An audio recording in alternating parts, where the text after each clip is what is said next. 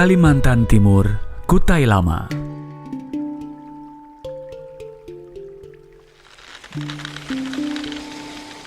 Pada 1575, sebuah kapal tiba di muara Sungai Mahakam. Bentuk bagian depan kapal itu tirus, haluan kapal lancip mirip dengan moncong ikan hiu gergaji.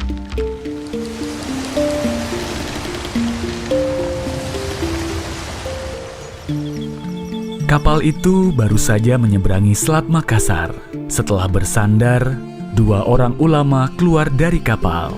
Mereka adalah Tuan Ribandang dan Tuan Tunggang Parangan, mubalik asal Minangkabau yang baru saja mengislamkan penduduk di Makassar.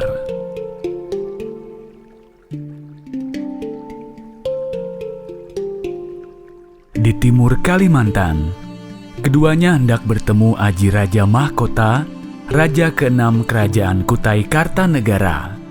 Di masa itu juga berdiri kerajaan yang lebih tua, yakni Kutai Martapura, kerajaan Hindu tertua di Indonesia, dengan masa keemasan pada zaman Raja Mulawarman. Kerajaan ini berdiri di Muara Kaman atau sekitar 150 km dari muara sungai. Adapun kerajaan Kutai Kartanegara berdiri di muara Sungai Mahakam. Kini kawasan kerajaan itu disebut dengan Kutai Lama di Kecamatan Anggana, Kabupaten Kutai Kartanegara. Disinilah kedua ulama tadi tiba.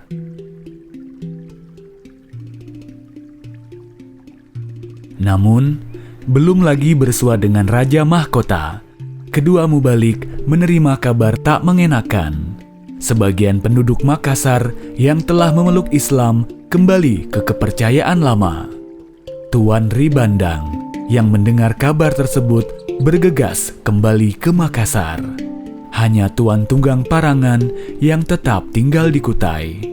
Seperti ditulis Muhammad Sarip dalam bukunya berjudul Dari Jahitan Layar Sampai Tepian Pandan, Sejarah 7 Abad Kerajaan Kutai Kartanegara pada tahun 2018. Tuan Tunggang Parangan akhirnya bertemu Raja Mahkota. Ia lalu mengutarakan maksud, yakni meminta raja memeluk agama Islam. Ulama tersebut sebenarnya tiba pada waktu yang pas. Ketika itu, Islam sedang merebak luas di Nusantara. Selepas kerajaan Majapahit yang bercorak Hindu-Buddha runtuh, dominasinya digantikan oleh Kesultanan Demak yang bercorak Islam.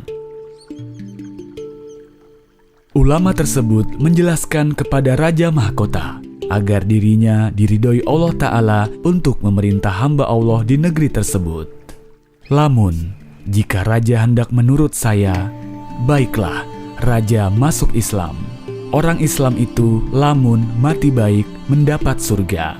Perbincangan itu dicatat dalam Salasilah Kutai yang ditulis pada 1849. Salasilah tersebut telah diselidiki sejarawan Belanda Constantinus Altingmes dalam bukunya berjudul De Chroniek van Kutai Tekstuitgave met Toiletching pada tahun 1935.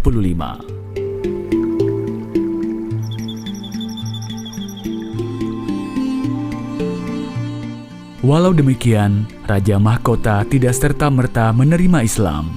Ketika itu, Raja Mahkota ingin menguji Tuan Tunggang Parangan. Dalam Salasilah Kutai, Raja Mahkota menghilang dan meminta Tunggang Parangan menemukannya. Ujian pertama itu berhasil dilewati sang mubalik. Percobaan berikutnya adalah adu kesaktian. Raja membuat api yang besar dan meminta dipadamkan. Tuan Tunggang Parangan menjawabnya dengan berwudu dan sholat 2 rakaat.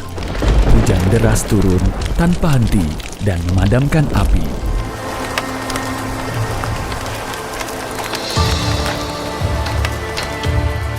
Secara harafiah, metode dakwah ini mengutamakan unsur karamah, mukjizat, atau keajaiban.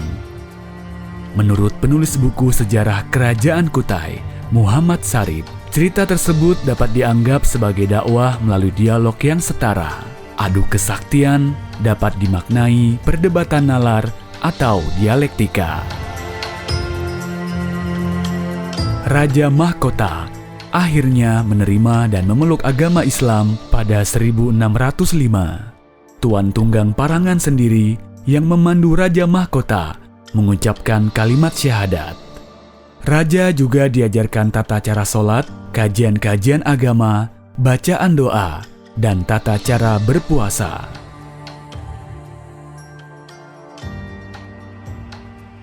Raja juga diminta membangun langgar atau surau.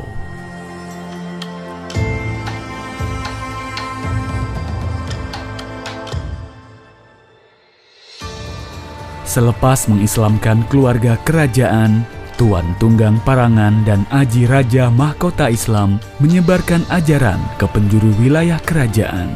Ajaran Islam dibawa ke penduduk Lobakung di Samarinda, Kaniungan, Sangkulirang hingga ke Balikpapan. Tunggang Parangan adalah julukan yang diberi oleh raja berdasarkan kisah tibanya ia di Tanah Kutai dengan menaiki sebuah kapal berbentuk moncong mirip dengan ikan hiu gergaji atau disebut ikan parangan. Kalau kita menggali lebih jauh tentang pengislaman Kerajaan Kutai Kartanegara yang menjelma menjadi Kesultanan Kutai Kartanegara, kita bisa melihat bahwa ini ada hubungan dengan jalur rempah Nusantara yang ada di Indonesia, begitu. Jalur rempah itu sama dengan jalur sutra di Cina yang menghubungkan antara barat dan timur. Kalau jalur rempah itu memang asal muasalnya adalah mencari rempah yang ada di kepulauan Nusantara. Tapi pada gilirannya jalur rempah ini juga mengikuti proses pengislaman berkaitan dengan agama, pengislaman beberapa wilayah yang ada di Nusantara.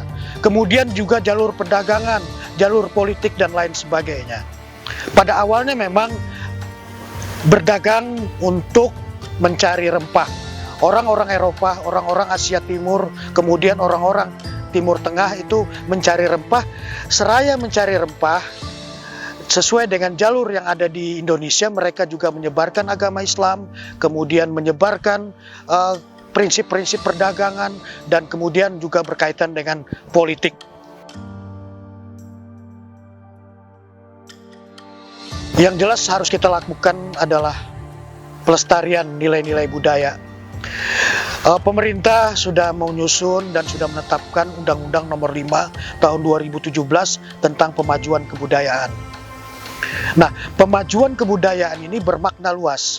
Kalau kita dikaitkan dengan di Kaltim, bahwa Kaltim ini memiliki semua objek pemajuan kebudayaan yang ada di dalam Undang-Undang Pemajuan Kebudayaan tersebut.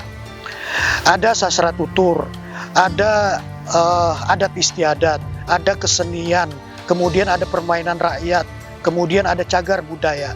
Nah, inilah yang harus kita lestarikan dan kita kembangkan, serta disosialisasikan dengan masyarakat. Bahwa Kaltim berkaitan dengan budaya itu sangat-sangat luar biasa. Dan memang patut didukung dengan adanya Undang-Undang Pemajuan Kebudayaan Nomor 5 Tahun 2017. Jadi kita bisa bayangkan pada zaman dahulu, pada abad ke-16, itu dua ulama besar tadi merantau dari Minangkabau, kemudian ke Makassar, dan kemudian ke Kalimantan Timur, ke Kerajaan Kutai Kartanegara, dalam penyebaran agama Islam. Ini menunjukkan salah satu spirit Nusantara. Kemudian bagaimana budaya yang tumbuh dan berkembang yang ada di Kaltim. Itu merupakan paduan atau akulturasi budaya yang ada di Nusantara. Inilah yang dapat kita namakan spirit Nusantara dalam agama dan kebudayaan.